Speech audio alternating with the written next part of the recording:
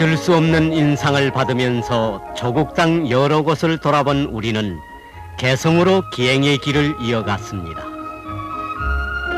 미리 생각은 했어도 개성 땅은 상당히 달라졌습니다. 소나무와 돌이 많다고 그대로 이름지어 불러온 송악산 남쪽 기슭에 펼쳐진 개성시는 옛 모습을 찾아보기 힘들었습니다.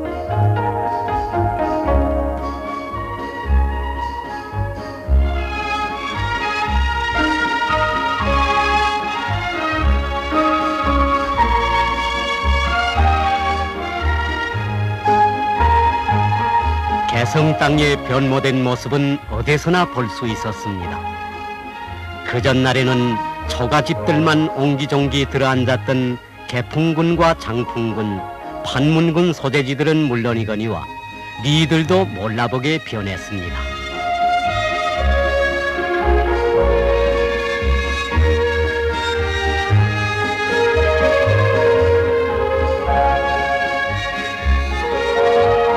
도급과 같은 기능을 수행하고 있는 개성시의 행정구역은 개성시와 개풍, 장풍, 판문 등 3개의 군으로 나누어지고 있으며 자연 지리적으로는 9이령 산줄기가 뻗어있고 동쪽에는 림진강, 서쪽에는 예성강이 흐르고 있습니다.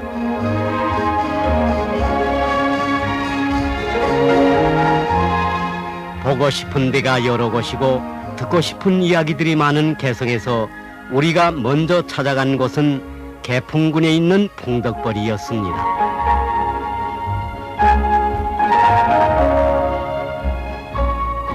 비옥한 땅을 가지고 있으면서도 봄에는 가물 피해, 여름에는 짠물 피해를 보면서 농사를 지어야 했던 이 고장의 이야기를 우리는 용산마을 김대겸 관리원장에게서 들었습니다. 그러니까 이전에는 물 걱정도 많이 했고 짠물 피해도 많이 입었다고 합니다. 예, 그렇습니다. 여기 한강포에 배수관문을 막기 전에는 우리 벌의 농민들이 1년 내내 애써 지어놓은 농사를 하루아침에 이 서해바다 짠물이 밀려들어서 망쳐버리곤 했습니다.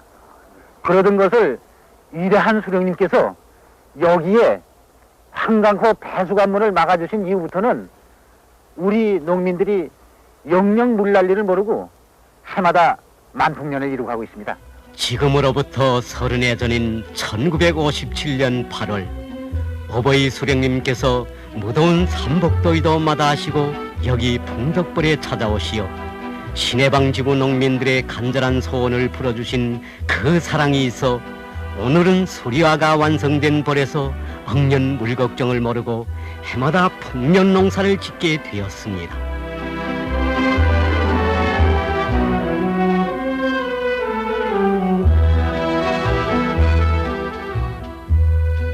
찾아가는 장풍군 농촌마을마다에서 보게 되는 강내의 밭의 풍년작황도 우리의 눈을 끌었지만 오래전부터 유명하다는 개성지방의 복숭아는 가수원마다 탐스럽게 열렸습니다.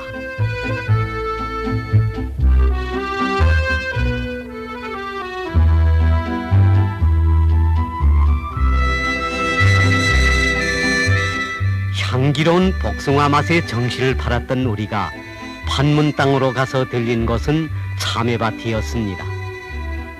꿀맛이 난다는 노란 참외와 시원한 수박을 비롯한 남새 농사를 잘 짓는 개성 땅의 전변은 새로 생겨난 저수지들의 덕이었습니다. 개성시에 있는 송도 저수지와 개풍군의 옥년 저수지, 판문군의 독수 저수지를 비롯한 크고 작은 수십 개의 저수지들은 논밭에 생명수를 주는 관계용수로만이 아니라 신선한 물고기를 많이 길러내는 양어장으로도 이용되고 있습니다.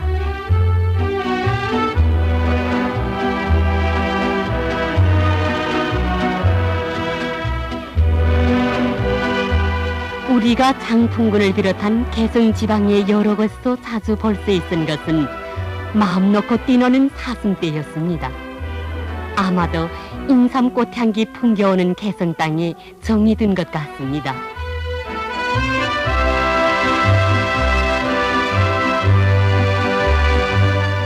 개성이 인삼으로 유명하다는 말은 오래전부터 많이 들었어도 가는 곳마다 이렇게 인삼밭이 있는 줄은 몰랐습니다. 참말로 인삼꽃과 열매는 볼수록 신비스럽게 생겼습니다. 특유한 인삼 향기가 구내에 넘쳐나는 개성 인삼 가공 공장을 찾았을 때는 인삼 수확이 끝난 뒤여서 직장들마다 가공 작업이 한창이었습니다.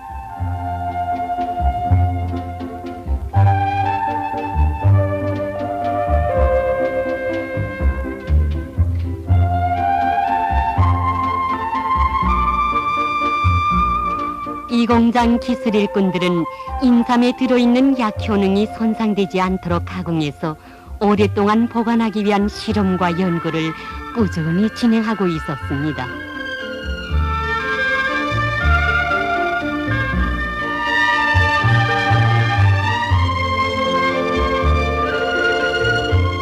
장생불로하는 명약으로 세상에 널리 알려진 인삼은 그 가공이 높은 수준에서 진행되고 있었습니다.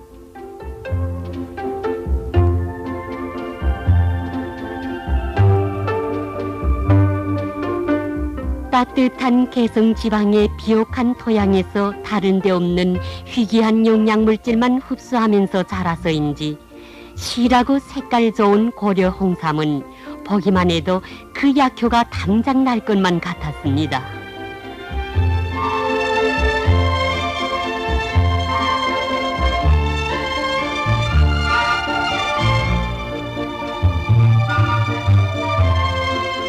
그 전날에는 권세 있고 돈 많은 특권 지배층만이 독점했던 개성 인삼이 오늘은 우리 인민들의 무병장수 보약으로 널리 이용되고 있으며 또한 수십 가지 효능 높은 약으로 가공되어 다른 나라에 많이 수출되고 있습니다.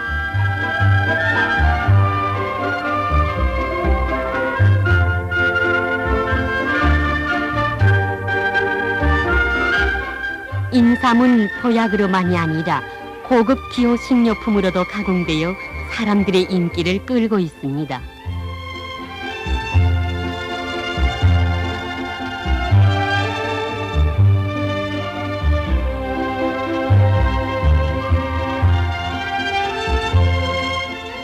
이 지방 특산의 하나로 불리우는 개성 인삼술은 국제시장들에서 여러 번 금메달을 받아 더욱 그 이름이 널리 알려지게 되었습니다. 여러 가지 인삼 제품을 인상 깊게 본 우리는 개성 방직 공장도 찾았습니다. 인민들을 더 잘 입히시려는 오보이 수령님의 사랑에 대한 이야기를 들으면서 우리는 공장을 돌아보았습니다. 여기가 바로 일본 놈 때는 선현 형무사딸이었고 니승만 통치 시대 때는 숱한 애국자들을 가둬냈던 형무사딸입니다. 1950년 해방이 돼서야 여기서 나와서 사람 대접을 받으면서 살 수 있었습니다. 이 담장이 바로 그때 그 담장입니다. 일본 놈들과 니승만이가 인민들을 가혹하게 통치하던 그 감옥 자리에 현대적인 방직 공장을 세웠습니다.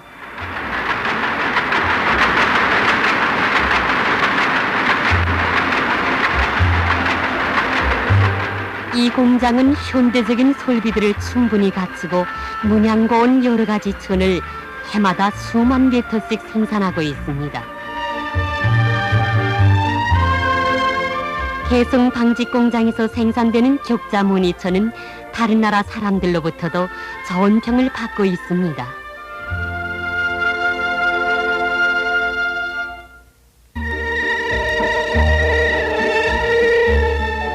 우리는 개성 수의 수출품 공장에서 근면하고 재능 있는 개성 여성들의 수의 솜씨를 볼 수 있었습니다.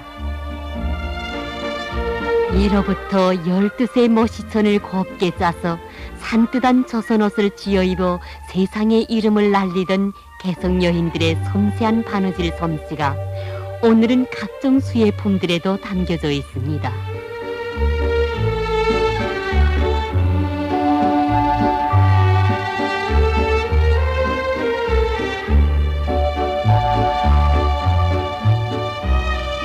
개성 지방은 특산물이 참으로 많이 생산되는 고장입니다. 왕골로 씨실과 날씨를 곱게 꼬아서 만들어내는 초물 공예품들은 보는 사람들의 마음을 끌었습니다. 초물 벽걸이를 비롯한 120여 가지의 초물 공예품들은 전문 생산협동조합들에서만이 아니라 가정부인들도 짬짬이 만들어내고 있었습니다.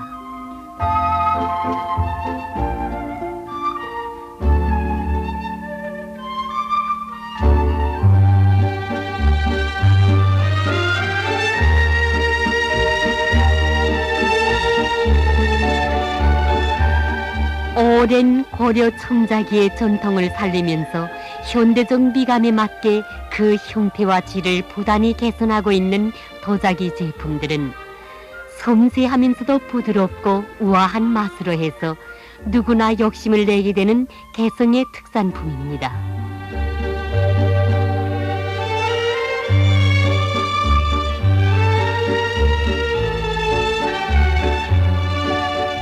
자체의 힘과 기술을 가지고 중소화학공업과 철제일용공업을 발전시켜 나가고 있는 개성에서는 제품의 질을 높이는 데 더 큰 힘을 돌리고 있습니다.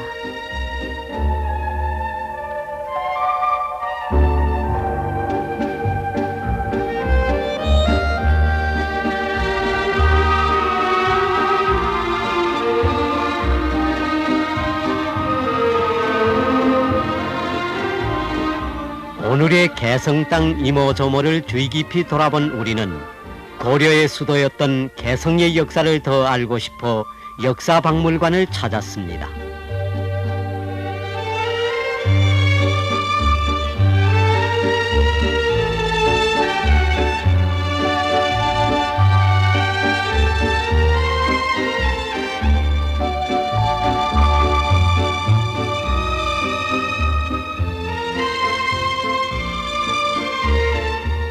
일찍이 통일국가로서 세상에 그 이름 널리 알려져 있던 고려 500년의 역사를 충분히 알 수 있도록 진열해 놓은 국보적인 유물과 사료들을 보면서 우리는 자주 걸음을 멈추었습니다.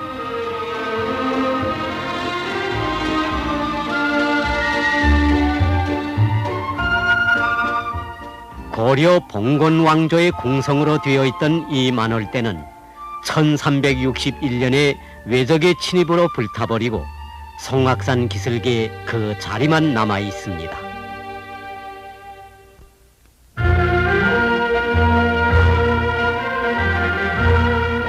고려 도읍으로 번성했던 개성 지방의 많은 역사 유적과 유물들이 지금도 잘 보존되고 있습니다.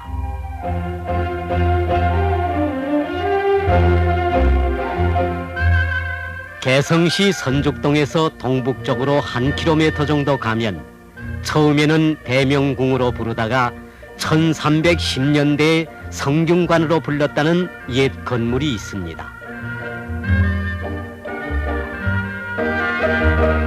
개성 성균관은 고려 시기의 국가교육기관의 옛 모습을 그대로 보존하고 있으며 수백 년 자란 은행나무와 느티나무들은 이 건물의 오랜 역사를 말없이 전해주고 있습니다.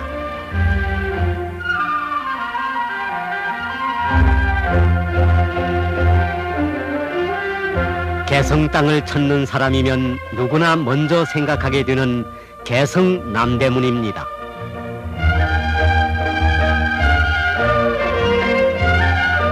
남대문에는 선조들의 뛰어난 금속 주조술을 보여주는 연복사종이 있습니다.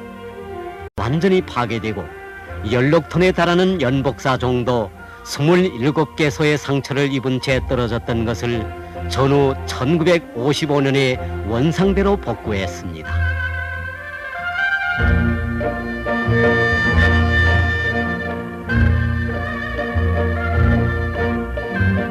고려 충신으로 알려진 정몽주의 이야기와 함께 보존되고 있는 선죽교입니다.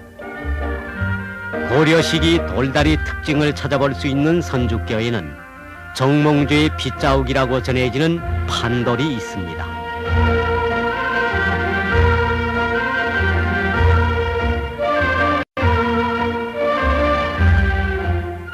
선주교 맞은쪽에는 2개의 표층비가 있습니다. 수십 톤의 무게를 가진 돌을 생동한 형상수법으로 다듬어 놓은 거북이 돌 조각을 보면서도 우리는 선조들이 이룩한 재능 있는 석조 기술의 일단을 찾아보게 되었습니다.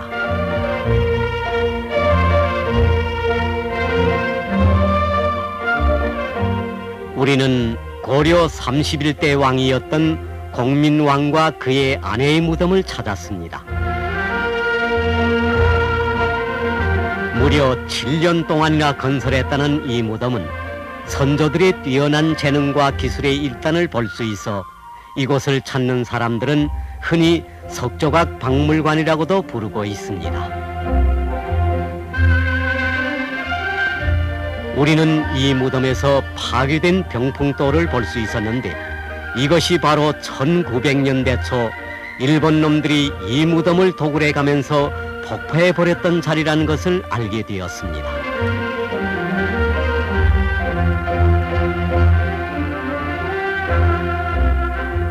박연 폭포에서 골짜기를 따라 1km 정도 올라가면 관음사가 있습니다. 1000년의 역사를 가진 대웅전의 닷집과 유물은 오늘도 귀중히 보존되고 있습니다.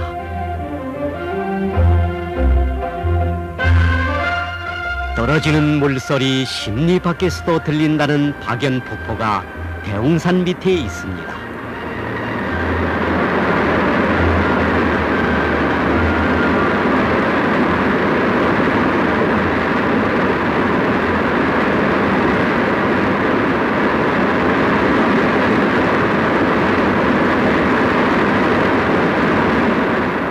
옛날 그 누가 3000층 높이에서 물이 떨어지니 하늘에 은하수 떨어지는가 의심하면서 비류직하 3000척 의시은하 락구천이라는 글발을 새겼다는 영바위.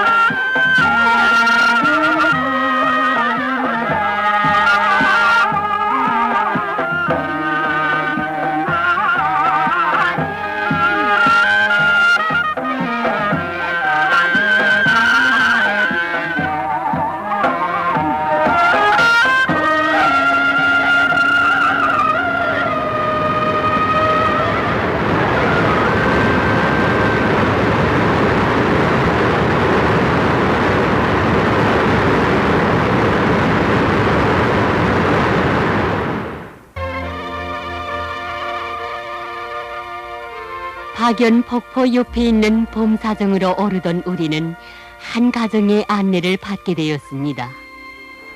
이야, 이거 천하의 명순지에서 만나니까 참 반갑습니다. 네, 반갑습니다. 몇 살 때 기부했습니까? 14살 때 왔습니다. 그럼 몇 년도가 됩니까? 63년도입니다. 63년도입니까? 예. 가족들은 몇이나 됩니까? 이제 우리 부모님 계시고, 예. 이제 우리 처가 있고, 예. 이 가족들이 둘입니다. 지금. 지금 무슨 일을 맡아보십니까? 조선시민병원에서 의사를 하고 있습니다. 과장을 하시는 예. 거예요? 정말 이자수님의 배려로 대학을 졸업하고 제가 조선시민병원 내과 과장을 하는 그런 크나큰 영광을 지니고 있습니다. 우리 제 자식이 지금 둘이 있습니다. 큰 아이는 지금 외국어 학원에서 나서부터 먹여주고 입혀주고 배울 나이가 되면 대학까지 거저 공부시켜주고 무상으로 치료해주는 조국의 품이 있어 사람들은 저리도 즐거워하고 시름을 모르는 것 같았습니다.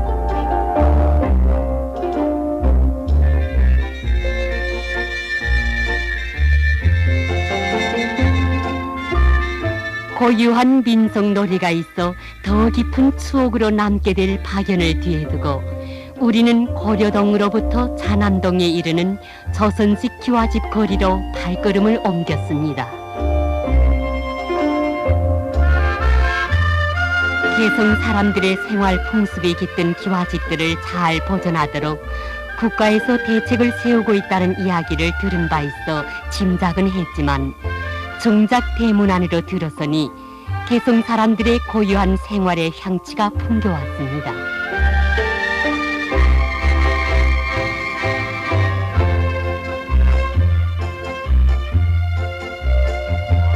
일본 놈과 리스만 통치 밑에서 살 때에는 학교 문전에 가보기 힘들던 많은 개성 사람들이 오늘은 인구 3명당 한 사람이 무료 교육의 혜택으로 성도대학을 비롯한 각급 학교들에서 배우고 있습니다.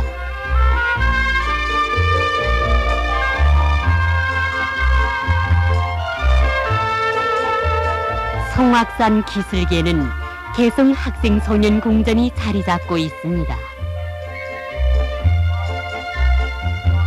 개성 지방의 학생소년들을 위해 나라 형편이 어려웠던 1956년에 궁전을 세워주신 오보이 수령님의 뜨거운 그 사랑은 개성 사람들의 가슴 속에 깊이 간직되고 있으며 대를 이어 길이 전해지고 있습니다.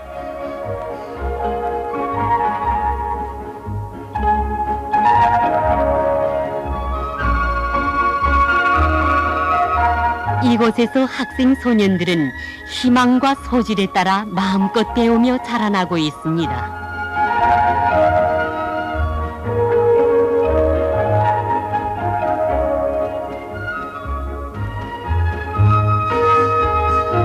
조국 해방 전쟁이 한창이던 1951년부터 전문예술단을 가지고 있던 개성에서는 오늘도 민족예술을 적극 발전시켜 나가고 있습니다.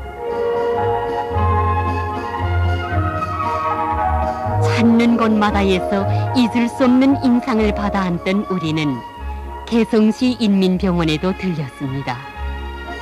병이 나면 무상으로 치료받을 권리가 법으로 된 조국의 고마운 품을 여기서도 느낄 수 있었습니다.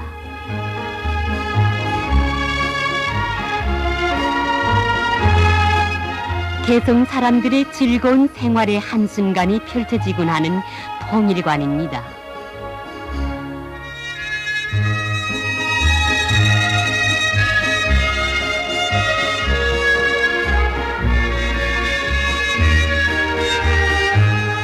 외국 사람들도 먼저 찾고 있는 개성 지방의 특식은 여러 가지가 있습니다.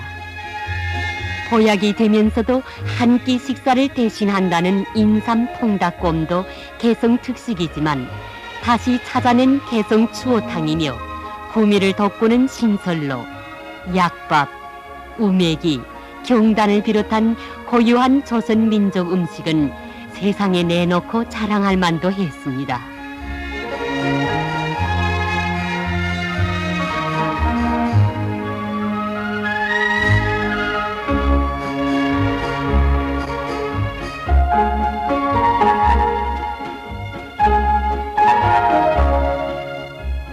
위대한 수령님 대 조국 통일을 이룩하시려는 친애하는 김정일 동지의 구상을 가슴 뜨겁게 받아 안고 사는 사람들은 어디서나 만날 수 있었습니다.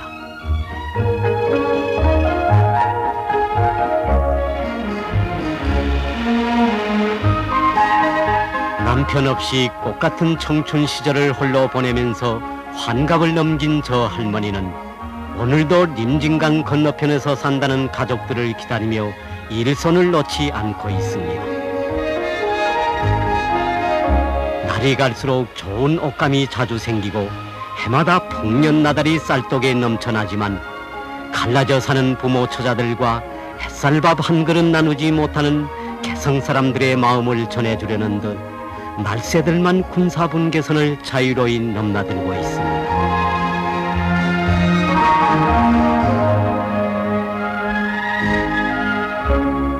이 길을 따라 한참 가면 대성동 마을에서 사는 아버지와 형님을 만날 수 있으련만 이 아들은 40살이 잡히도록 단 한 번도 이 길을 끝까지 가보지 못하고 있습니다.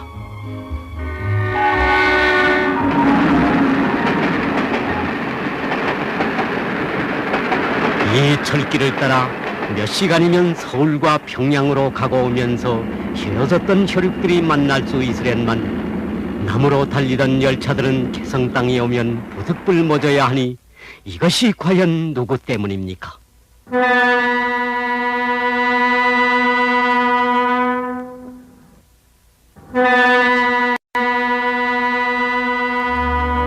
이 세상 그 어느 나라에서도 볼 수 없는 군사분계선이란 표말이 꽂혀 있어 한나라 강토가 둘로 갈라지고 한 핏줄을 이은 가족 친척들이 헤어져 살아야 하는 20세기의 인간 비극사가 오늘 조선 땅에서만 기록되고 있습니다. 언어와 민족이 다른 외국 사람들까지도 조선의 분단을 같이 우려하며 동정해주고 있는 이 시각, 역사학을 전문하는 저 동포는 참을 수 없게 쓰려오는 아픔을 심장으로 외치고 있습니다. 저는 국사를 논하는 정객도 아니고 기업을 경영하는 상고인도 아닙니다. 저는 우리 선조들이 이렇게 놓은 역사와 문화 전통을 사랑하는 역사 연구자고 한 사람입니다. 유구한 조선 역사를 생각해보는 나의 눈앞에는 지금 분단된 땅이 펼쳐져 있습니다. 예로부터 한 지맥으로 따 있는 조국 땅이 둘로 갈라져 있고 부모 친척들이 헤어져 살고 있으니 이 참담한 현실을 놓고 어떻게 말해야 합니까? 여기서는 소리만 쳐도 대답할 수 있고 팔만 벌려도 서로 손을 잡을 수 있는 지적이 아닙니까?